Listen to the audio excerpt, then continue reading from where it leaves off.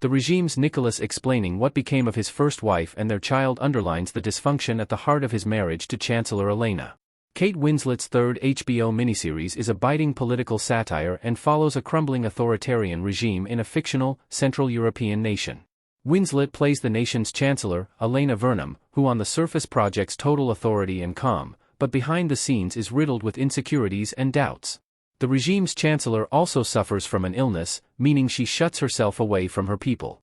During the first episode, Elena makes an unlikely ally in a troubled soldier named Herbert Zubak, Matthias Schoenertz, who killed several people during a mining protest.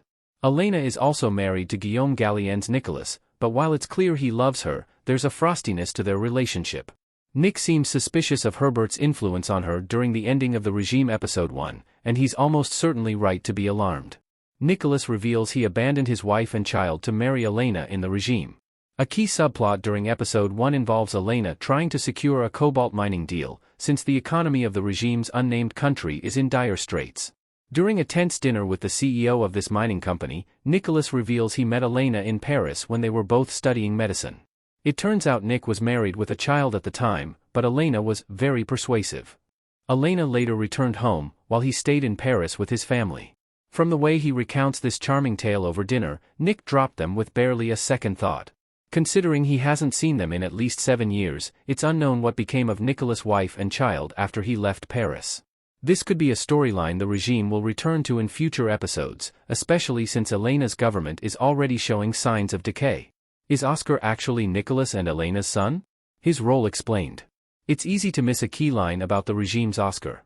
Oscar playing with toys in the Chancellor's room in the regime. The regime's cast also includes Andrea Riseborough as Agnes, the palace manager. While Nicholas and Elena don't have a child of their own, the Chancellor is close with Agnes' son Oscar, who she allows to play in her private quarters.